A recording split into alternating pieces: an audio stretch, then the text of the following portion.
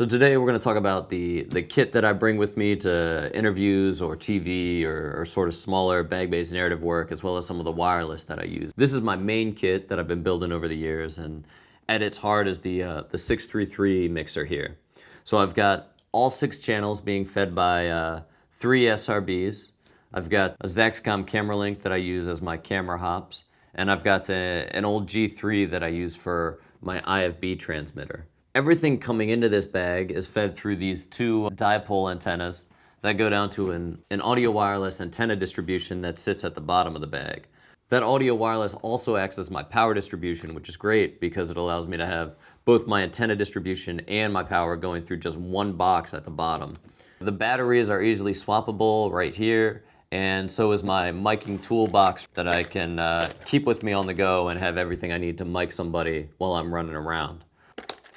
The obvious pro of a bag like this is that it's super versatile, super powerful for the size it is. You know, I can have a wireless boom and up to 5 lavs out while feeding multiple producer IFBs and sending a mix down as well as an ISO to multiple cameras. The downside is just that it's a little heavy, and especially in a crowded situation where, like, let's say you're doing a convention center gig or you're running around with a protest march, it's just a lot to be carrying through big crowds. And if it's a scenario where they just want 1 boom and 1 lav, you're carrying around a lot more than you need. So, you know, with the sound bag dashboard and everything screwed in, it's not a very elegant solution for hot swapping out for smaller gigs.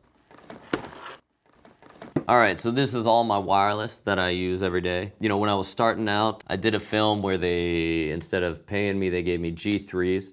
So I've got a bunch of G3s that I still hold on to and keep. You never know when you could use them as a backup transmitter or an additional feed, something like that. And because I had the G3s, I invested in the G3 IFBs, and these are pretty good. If I could do it all over again, I'd probably do the Zaxcom IFBs just because I use the camera link every day. So it would just be a little bit easier. I could lose one more transmitter and just have the Zaxcom IFBs coming from the same feed that I'm giving to my, my camera hops. But it's also nice to be able to just have different feeds for different things and just have a little bit of redundancy in case something goes wrong. Speaking of the camera link, these are my RX200s. I've got 2 of these.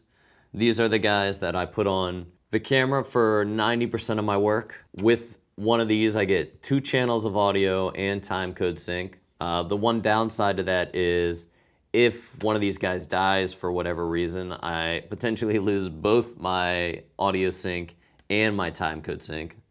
But with 4 internal batteries, these guys last long enough that, you know, you swap it out during lunch and they'll never die on you. Back in the day, I used to have to take, you know, a G3 and my old Deneki timecode and, you know, bongo tie these together and then find a way to mount both of those to the camera. So having just this one box that does the equivalent of, I mean, really it would be the equivalent of that, is great. It's hard to beat in terms of functionality for size. All my lavs are the SMQVs here. I've got the older style and then 2 of the newer wideband.